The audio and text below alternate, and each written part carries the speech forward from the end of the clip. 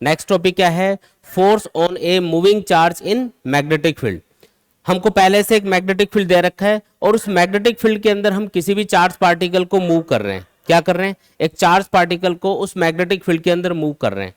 मान लो कि ये एक्स एक्सिस है, ये वाई एक्सिस है और ये है Z axis. Z axis actual में बोर्ड के परपेंडिकुलर होगी ऐसे, ये एक्स है, ये वाई है और जेड किधर होगा, इधर होगा, लेकिन बोर्ड पे उसको ऐसे ही दिखाते हैं।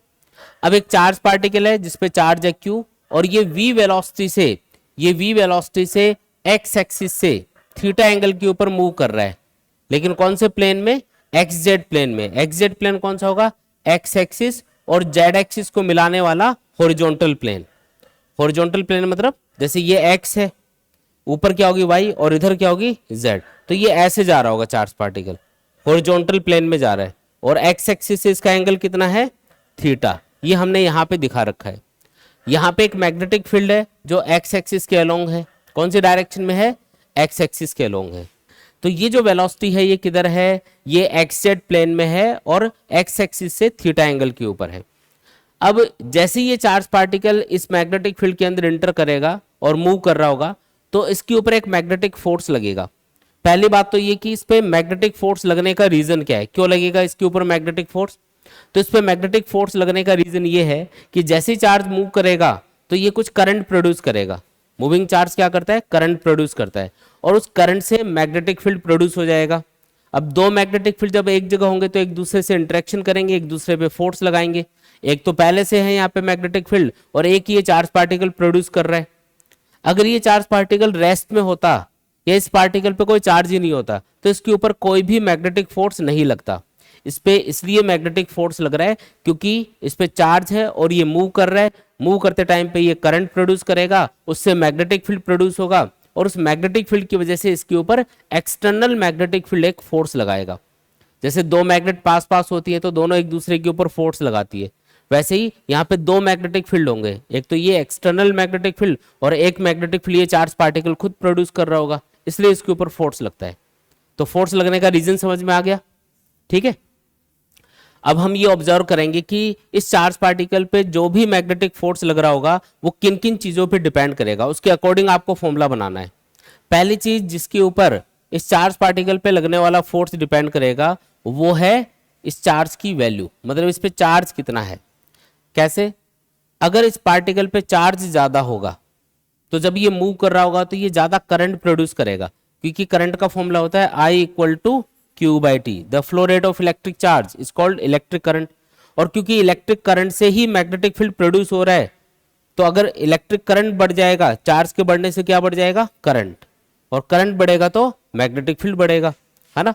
तो करंट के इंक्रीज होने से क्या बढ़ रहा है, यहाँ पे मैग्नेटिक फील्ड बढ़ रहा है जो ये खुद प्रोड्यूस कर रहा है, उस मैग्नेटिक फील्ड की बात हो रही है। और अगर ये ज्यादा मैग्नेटिक फील्ड प्रोड्यूस करेगा तो एक्सटर्नल मैग्नेटिक फील्ड इसके ऊपर ज्यादा फोर्स लगाएगा। समझ में आई ये बात।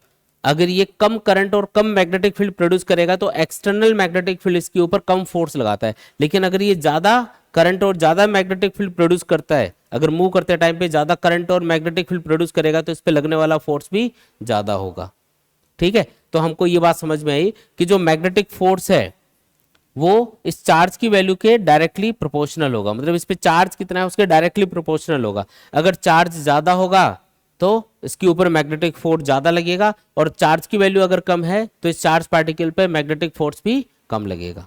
ये चीज क्लियर है एकदम। दूसरी बात जिसके ऊपर ये मैग्नेटिक फोर्स डिपेंड करेगा वो है एक्सटर्नल मैग्नेटिक फील्ड।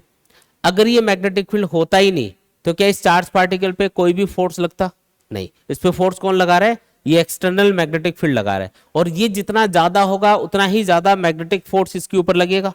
इसका मतलब जो इस चार्ज पार्टिकल पे लगने वाला मैग्नेटिक फोर्स है वो इस एक्सटर्नल मैग्नेटिक फील्ड की वैल्यू के भी डायरेक्टली प्रोपोर्शनल होगा। समझ में आया क्या। ये मैग्नेटिक फील्ड जितना ज्यादा होगा उतना ही ज्यादा इस चार्ज पार्टिकल पे फोर्स लगेगा। ये चीज क्लियर है एकदम, ठीक है।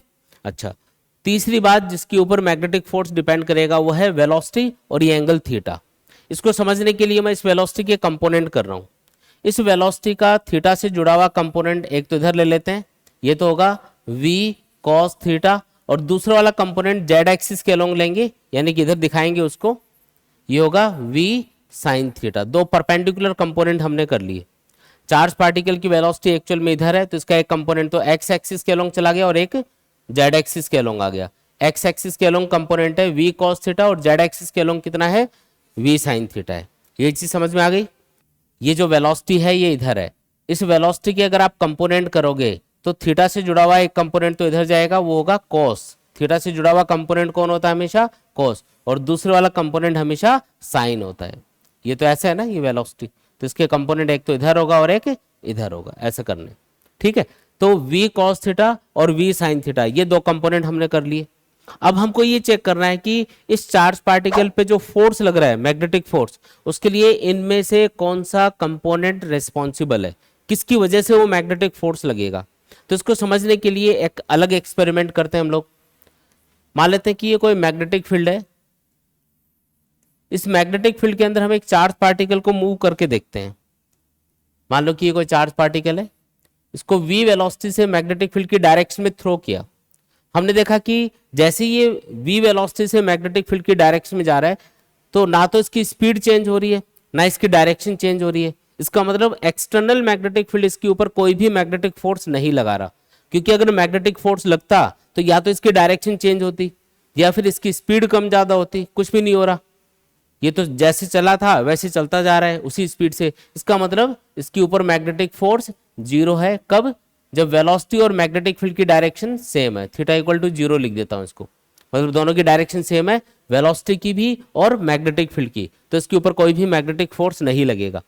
फिर हमने उल्टा करके देखा, चार्ज पार्टिकल को मैग्नेटिक फील्ड की डायरेक्शन के अपोजिट थ्रो करके देखा, यानी कि थीटा ले लिया 180 डिग्री, वेलोसिटी और मैग्नेटिक फील्ड के बीच का एंगल हो गया 180 डिग्री। अभी भी हमने देखा कि चार्ज पार्टिकल पे कोई भी मैग्नेटिक फोर्स नहीं लगा। ऐसा क्यों हो रहा है, दोनों कंडीशन में मैग्नेटिक फोर्स जीरो क्यों आ रहा है। क्या ये charge particle magnetic field produce नहीं कर रहा, कर रहा है, लेकिन एक्सटर्नल मैग्नेटिक फील्ड उसको अफेक्ट नहीं कर पा रहा। इसको एक एग्जांपल से समझो। जैसे मान लो कि दो मैग्नेट्स हैं अपने पास में, इन दोनों मैग्नेट्स को आपने पास पास रखा, तो ये एक दूसरे को अट्रैक्ट करेंगी, है ना। अब मैंने क्या किया, पहली जो मैग्नेट है उसको तो एज इट इज रखा और दूसरी जो मैग्नेट है उसको उठा के यहाँ पे परपेंडिकुलर इसके ऊपर अरेंज कर दिया। क्या अब भी इसके ऊपर मैग्नेटिक फोर्स लगेगा, अब नहीं लगेगा, क्योंकि ये इसके परपेंडिकुलर अरेंज है और इनके जो मैग्नेटिक फील्ड है, इन दोनों के जो मैग्नेटिक फील्ड है इस तरीके से, वो एक दूसरे से इंटरेक्शन ही नहीं कर पाएंगे, एक दूसरे से इंटरेक्ट नहीं कर पा रहे। यहाँ पे जो इंटरेक्शन है वो मैक्सिमम है। इस तरीके से ये जो मैग्नेटिक फील्ड प्रोड्यूस करेंगे ना, वो आपस में एक दूसरे से मैक्सिमम इंटरेक्शन कर पा रहा है। तो इस केस में मैक्सिमम मैग्नेटिक फोर्स लगेगा, लेकिन इसमें जीरो फोर्स लगेगा। तो क्या मैग्नेट्स का रिलेटिव प्लेसमेंट क्या है, एक दूसरे के रेस्पेक्ट में उनको कैसे रखा हुआ है, ये इंपॉर्टेंट चीज है। हाँ जी, इंपॉर्टेंट चीज है, उसी से ये डिसाइड होता है कि कितना मैग्नेटिक फोर्स उसके ऊपर लगेगा। तो जैसे यहाँ पे दोनों मैग्नेट्स को एक दूसरे के परपेंडिकुलर रखा तो उनके ऊपर मैग्नेटिक फोर्स नहीं लगा। क्यों, क्योंकि दोनों जो मैग्नेटिक फील्ड हैं, दोनों मैग्नेट्स के मैग्नेटिक फील्ड एक दूसरे से इंटरेक्शन नहीं कर पा रहे। उसी तरीके से जब भी चार्ज पार्टिकल मैग्नेटिक फील्ड की डायरेक्शन में या उसके अपोजिट डायरेक्शन में मूव कर रहा होता है, तो ये जो मैग्नेटिक फील्ड प्रोड्यूस करेगा वो एक्सटर्नल मैग्नेटिक फील्ड से इंटरेक्ट नहीं कर पाता और इसकी वजह से उसके ऊपर कोई भी मैग्नेटिक फोर्स नहीं लगता। ठीक है, लेकिन अगर इस चार्ज पार्टिकल को मैग्नेटिक फील्ड की डायरेक्शन के परपेंडिकुलर थ्रो किया जाए, मतलब थीटा कितना हो 90 डिग्री, तो उस कंडीशन में हम देखते हैं कि जो फोर्स लगता है वो मैक्सिमम लगता है। मैक्सिमम मैग्नेटिक फोर्स इस पे लगेगा, जितना भी लग सकता है उसकी वैल्यू मैक्सिमम आएगी। तो यहां से हम एक कॉन्सेप्ट बनाते हैं, यहां से एक लॉजिक बनाते हैं कि जब भी थीटा 0 या 180 डिग्री होगा तो उस कंडीशन में मैग्नेटिक फोर्स लगेगा नहीं, और जब भी थीटा 90 डिग्री हो तो मैक्सिमम मैग्नेटिक फोर्स लगेगा। अब आप सोच के बताओ, मान लो इस चार्ज पार्टिकल के पास में दो वेलोसिटी हैं, एक तो मैग्नेटिक फील्ड की डायरेक्शन में v cos थीटा और दूसरी मैग्नेटिक फील्ड के परपेंडिकुलर डायरेक्शन में v sin थीटा। तो इस चार्ज पार्टिकल पे जो मैग्नेटिक फोर्स लगेगा उसके लिए कौन सी वेलोसिटी रिस्पॉन्सिबल होगी, v sin थीटा या v cos theta. v cos theta velocity magnetic field की डायरेक्शन में है, इसलिए इसकी वजह से मैग्नेटिक फोर्स लगेगा नहीं कॉन्सेप्ट के अकॉर्डिंग। और ये वाली जो वेलोसिटी है ये मैग्नेटिक फील्ड के परपेंडिकुलर होगी, तो इसकी वजह से मैग्नेटिक फोर्स लगेगा। तो इस चार्ज पार्टिकल पे जो मैग्नेटिक फोर्स लग रहा है उसके लिए जो रेस्पॉन्सिबल कंपोनेंट है वेलोसिटी का वो कौन सा है, v sin थीटा है। तो हम लिखेंगे magnetic force is directly proportional to V sine theta. आया समझ में?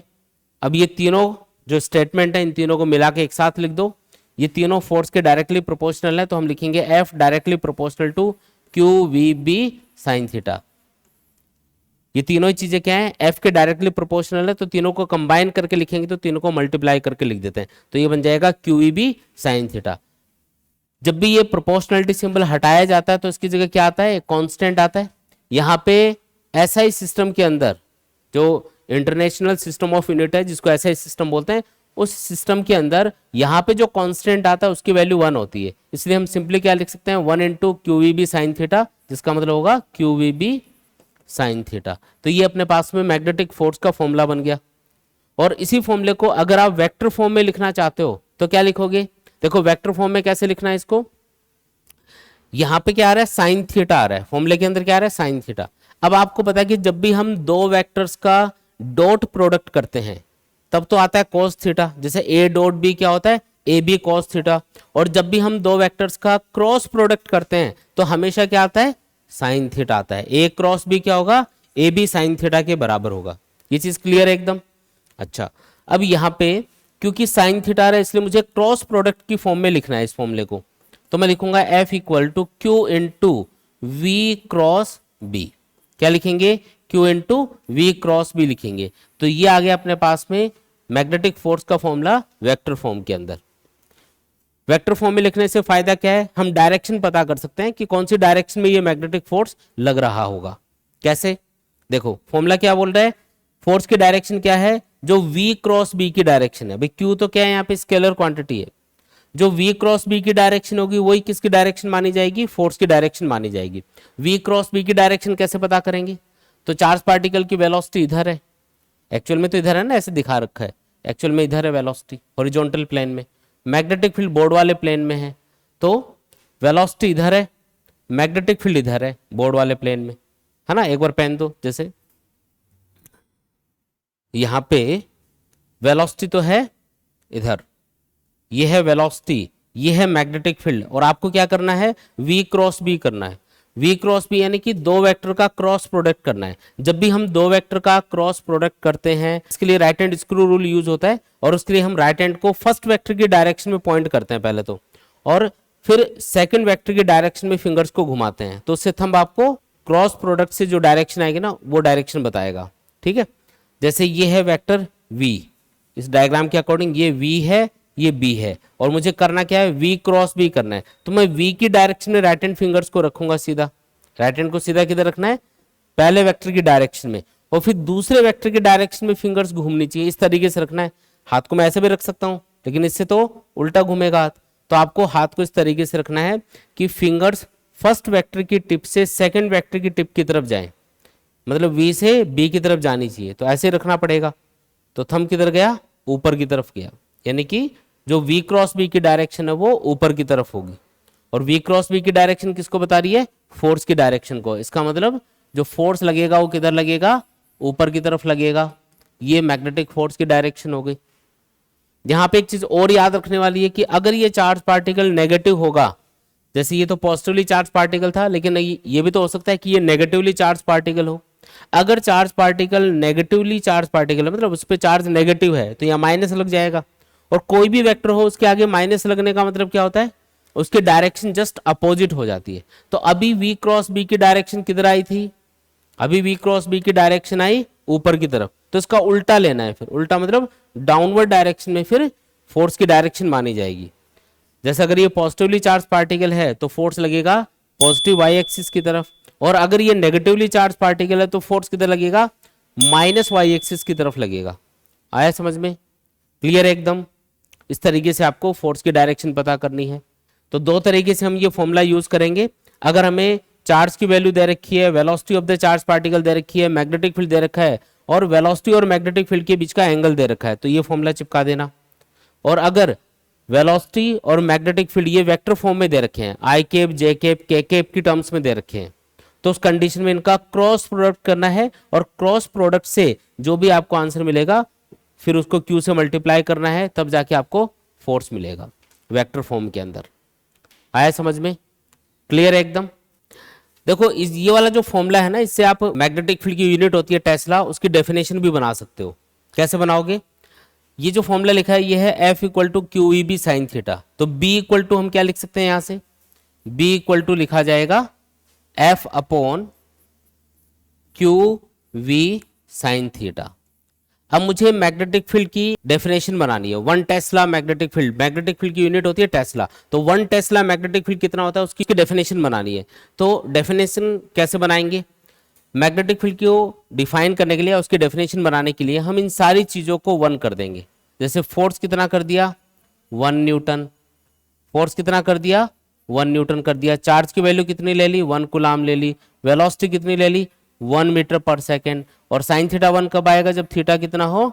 90 डिग्री हो। ठीक है, हमने ये बोला कि अगर 1 कूलाम चार्ज, यानी कि ऐसा पार्टिकल जिस पे 1 कूलाम चार्ज हो, अगर 1 कूलाम चार्ज किसी मैग्नेटिक फील्ड के अंदर, अगर किसी मैग्नेटिक फील्ड के अंदर 1 मीटर पर सेकेंड की स्पीड से मैग्नेटिक फील्ड के परपेंडिकुलर डायरेक्शन में मूव कर रहा है। कैसे मूव कर रहा है?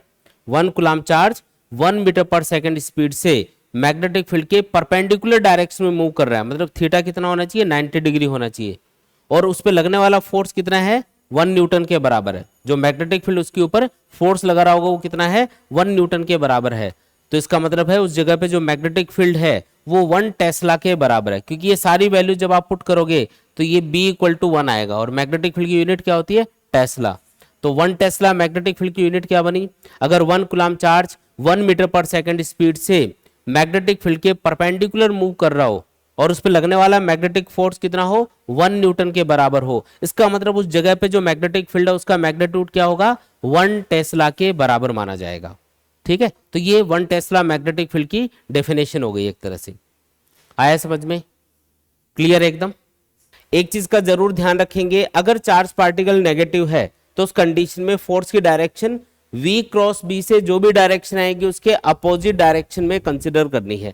पॉजिटिव चार्ज के लिए तो फोर्स की डायरेक्शन किधर मानी जाएगी? जो V क्रॉस B की डायरेक्शन होगी। वेलोसिटी और मैग्नेटिक फील्ड का क्रॉस प्रोडक्ट करने से जो भी आपको डायरेक्शन मिलेगी वो आपको फोर्स की डायरेक्शन माननी है। लेकिन अगर चार्ज पार्टिकल नेगेटिव है तो यहाँ माइनस लग जाएगा, और माइनस लगने से किसी भी वेक्टर की डायरेक्शन क्या हो जाती है? अपोजिट हो जाती है। इसका मतलब नेगेटिवली चार्ज पार्टिकल के लिए फोर्स की डायरेक्शन V क्रॉस B के अपोजिट लेनी है। ये इंपॉर्टेंट पॉइंट है, ध्यान रखना, इसमें गलती हो सकती है।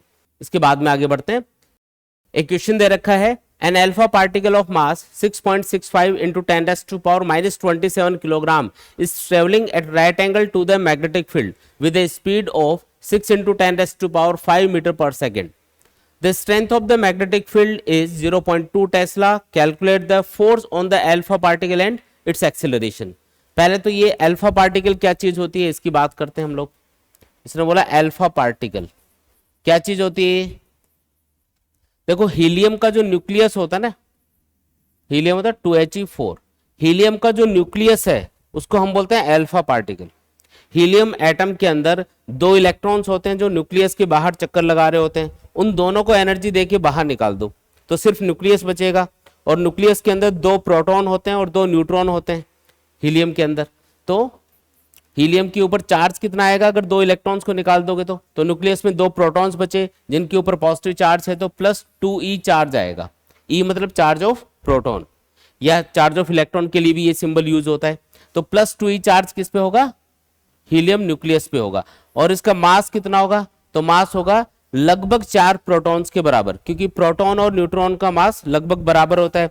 न्यूक्लियस में 2 प्रोटॉन है और 2 ही न्यूट्रॉन है, तो टोटल मिला के 4 चीजें हो गई जिनका मास ऑलमोस्ट इक्वल है। इसलिए हम बोल देंगे कि लगभग 4 प्रोटॉन के बराबर अल्फा पार्टिकल का मास हमको कंसिडर करना है। तो अल्फा पार्टिकल के लिए ये वाली बात आपको ध्यान रखनी है, ये क्वेश्चन में बताई नहीं जाती, ये हमको पता होना चाहिए। अल्फा पार्टिकल किसको बोला जाता है? हीलियम न्यूक्लियस को। हीलियम का जो न्यूक्लियस होता है उसको हम बोलते हैं अल्फा पार्टिकल, जिसपे चार्ज कितना होगा? +2e, मास कितना होगा? 4 times of mass of proton के बराबर होगा। ठीक है, अब आते हैं इस क्वेश्चन पे। इसने बोला कि एक अल्फा पार्टिकल है जिसका मास इतना है, मास कितना है? 6.65 × 10⁻⁻27 किलोग्राम।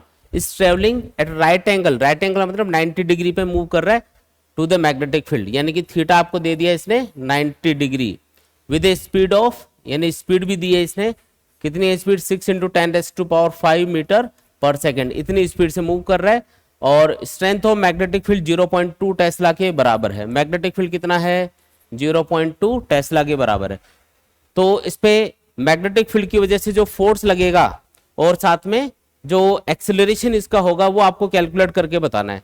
पहले फोर्स की वैल्यू कैलकुलेट कर लेते हैं। फोर्स का फॉर्मूला बताओ, Q V B sine theta. ठीक है, वैल्यूज पुट करते हैं। क्यू मतलब चार्ज कितना होगा, +2e, अल्फा पार्टिकल पे चार्ज +2e, 2 और e की वैल्यू होती है 1.6 इंटू 10⁻⁻19 कूलम। v यानी वेलोसिटी 6 इंटू 10⁵, b यानी magnetic field 0.2 tesla into sine theta, theta 90 put कर दो। ठीक है, सारी चीजें आ गई क्या, Q V B sine theta. ठीक है, इसको सॉल्व कर लेंगे तो ये आएगा अपने पास में फोर्स। ठीक है, दूसरी चीज आपको ये कैलकुलेट करनी है, इसके अंदर एक्सेलरेशन कितना होगा। तो एक्सेलरेशन का फॉर्मूला होता है फोर्स की टर्म्स में फोर्स अपॉन मास। न्यूटन का सेकंड लॉ है, acceleration equal to force upon mass. उसी सेकंड लॉ से ये फॉर्मूला बनता है, न्यूटन सेकंड लॉ से। तो जो भी फोर्स की वैल्यू यहाँ पे आएगी न्यूटन में, उसको हम अल्फा पार्टिकल के मास से डिवाइड कर देंगे, तो अपने पास क्या आ जाएगा, उसका एक्सेलरेशन आ जाएगा। क्या चीज होती है एक्सेलरेशन, किसको बोलते हैं acceleration, rate of change of velocity को। क्योंकि अल्फा पार्टिकल पे मैग्नेटिक फोर्स लगेगा, ये बोल रहा है कि एक अल्फा पार्टिकल है जिसके ऊपर एक मैग्नेटिक फोर्स लग रहा है, तो उसका एक्सेलरेशन कितना होगा। तो एक्सेलरेशन के लिए क्या करना है, एक्सेलरेशन मतलब उसकी वेलोसिटी में किस रेट से चेंज आ रहा होगा, तो उसके लिए आपको फोर्स को मास से डिवाइड कर देना है। तो इससे अपने पास क्या आएगा, एक्सेलरेशन। ठीक है, उसकी स्पीड किस रेट से बढ़ेगी, यानी पर सेकंड उसकी स्पीड में कितना इंक्रीमेंट होगा, वो इससे पता चलेगा। इसको सॉल्व करोगे तो आएगा 3.84 इंटू 10⁻⁻14 न्यूटन। और एक्सेलरेशन के लिए क्या करना है, 3.84 इंटू 10⁻⁻14 को डिवाइड करना है अल्फा पार्टिकल के मास से, यानी कि 6.65 इंटू 10⁻⁻27 से। तो इसको सॉल्व करेंगे तो आएगा 0.577 इंटू 10⁻13 और मीटर पर सेकंड स्क्वायर, ये एक्सेलरेशन की यूनिट होती है। तो ये अपना आंसर होगा। इसके बाद में आगे बढ़ते हैं। देखो एक और क्वेश्चन है, write the expression for Lorentz magnetic force on a particle of charge q moving with velocity v in a magnetic field b, show that no work is done by this force on the charge particle. ये बोल रहा है कि कोई charge particle है जिसपे charge q है, velocity v से मूव कर रहा है मैग्नेटिक फील्ड b के अंदर, तो उसके ऊपर जो लोरेंट मैग्नेटिक फोर्स लगेगा। देखो लोरेंज नाम के साइंटिस्ट ने ये मैग्नेटिक फोर्स का फॉर्मूला बताया था, इसलिए इसको क्या बोलते हैं, लोरेंज मैग्नेटिक फोर्स बोलते हैं। तो इसने बोला कि जो मैग्नेटिक फोर्स लगेगा उसका फॉर्मूला बताओ। तो कितना आसान है ये, तो force equal to Q V B sine theta. क्या होता है formula, F equals to Q V B sine theta. ये मैग्नेटिक फोर्स अपने पास आ गया। इसने एक और चीज पूछी है, show that no work is done by this force on the charge particle. ये भी प्रूव करो कि इस मैग्नेटिक फोर्स की वजह से चार्ज पार्टिकल पे कोई भी वर्क नहीं हो रहा होगा। देखो वर्क कब होता है, जब किसी भी ऑब्जेक्ट पे हम फोर्स लगाते हैं, उससे उसका डिस्प्लेसमेंट होता है। और वर्क का फॉर्मूला होता है work equal to F dot S, जिसको हम ओपन करेंगे डॉट प्रोडक्ट को तो ये आएगा एफ एस कॉस थीटा। तो ये फॉर्मूला यूज करके हम किसी भी पार्टिकल पे अगर कुछ फोर्स लगाया जा रहा है, उसका कुछ डिस्प्लेसमेंट हो रहा है, और फोर्स और डिस्प्लेसमेंट के बीच का एंगल अगर थीटा है, तो इस फॉर्मूले को यूज करके हम उसके ऊपर कितना वर्क हो रहा है ये हम कैलकुलेट कर सकते हैं। ठीक है, तो यहाँ पे सबसे पहले तो जो केस इसने बताया है कि एक चार्ज पार्टिकल है जो कि मैग्नेटिक फील्ड में मूव कर रहा है और उसके ऊपर एक मैग्नेटिक फोर्स लग रहा है, और ये प्रूव करना है कि उसके ऊपर जो वर्क डन होगा वो 0 होगा। चलो देखते हैं।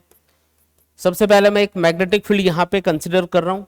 क्रॉस का मतलब क्या है, प्लेन के परपेंडिकुलर इनवर्ड डायरेक्शन में इस मैग्नेटिक फील्ड को मैंने कंसिडर किया है। ठीक है, अब एक चार्ज पार्टिकल हम लोग यहाँ पे कंसिडर कर लेते हैं। मान लो कि ये कोई चार्ज पार्टिकल है, पॉजिटिवली चार्ज पार्टिकल है Q, और ये इस मैग्नेटिक फील्ड के अंदर इंटर करता है।